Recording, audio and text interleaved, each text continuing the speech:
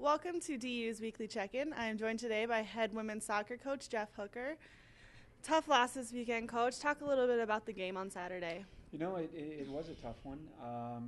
We got matched up with our rival again, which we had beaten earlier in the year. The first half was a little bit back and forth. I thought we played very, very well at the beginning of the game.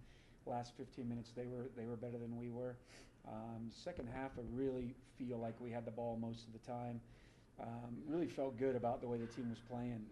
We had a couple chances, a couple tap-ins in the first half that we missed. When you look at it, soccer can be a cruel game sometimes, and you got to score to win. We didn't put our chances away. They put their chance away. They had a free kick outside the box. I believe someone in our wall might have ducked or moved, and it went off their shoulder.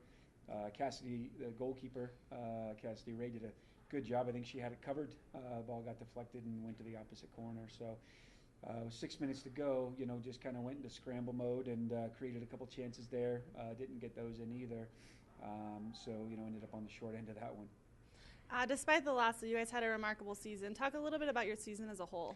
Yeah, and if you look at the senior class, and you'd have said to them when they came in that you would have beat CU four out of 5 times, in their playing career, they definitely would have taken that. I think they had a hard time though on that being the last game. What we had to kind of explain to them today was, out of the 64 teams in the tournament, only one of those teams doesn't lose their last game, and that's the eventual champion. So, they're kind of trying to gut it out right now and don't have the best feeling. And what we talked about is you really have to look at the season and kind of step back.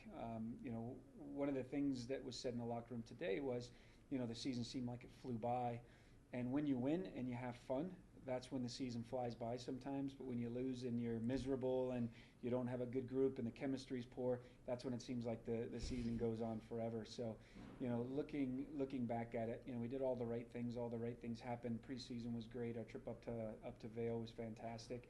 And there's a lot of good memories that I think all taken that everybody will take.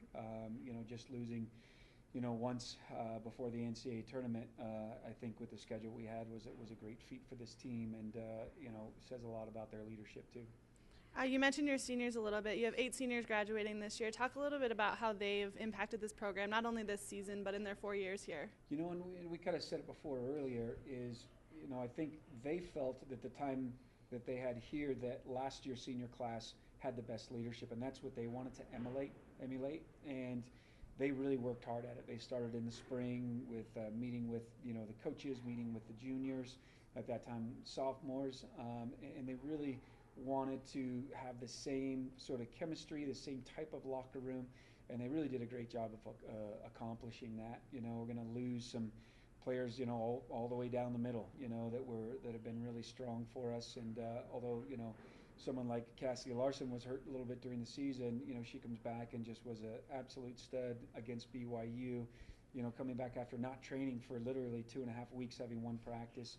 So there was many stories and instances where they not only did and got the job done on the field, but I think off the field were kind of that calming force to the freshmen and sophomores who at times had a lot of questions and were maybe a little bit insecure, and they were able to kind of pick them up, pat them on the back, and show them the right way to do things. So we're really, really proud of where they finished, and they're probably in the top 5 winningest all-time classes of senior classes this year. So looking back, not only did they do it on the field and won, did a great job in the classroom as well. So losing players like Kristen Hamilton, Nicolette DiGiacomo, Jessie Batelli, what's next for this team? One of the best classes that we had several years back, we had lost arguably 5 seniors that were all starters and all impact players, and that was several years ago, and everybody said we weren't going to be good the following year, and the juniors that year kind of took offense to that.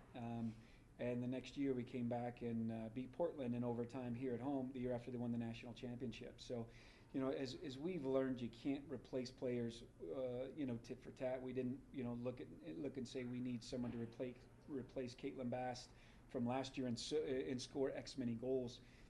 You know, the adjustments we made this year was, you know, we moved Nicolette closer to the goal, and that worked. You know, next year, some of the players that came off the bench are going to need to start, and some of the freshmen that are coming in are hoping to start and have an impact. So, you know, we'll look forward to, you know, kind of messing around with that and building a team, you know, back up in the spring. And, you know, for right now, we just kind of feel like, you know, we wanted to send the seniors off on a little bit better note than this. But, you know, when you have 18 wins and only 2 losses in a season, you know, looking back, at least we did it the right way. Well, congratulations on a successful season, Coach, and thank you for tuning in to today's weekly check-in.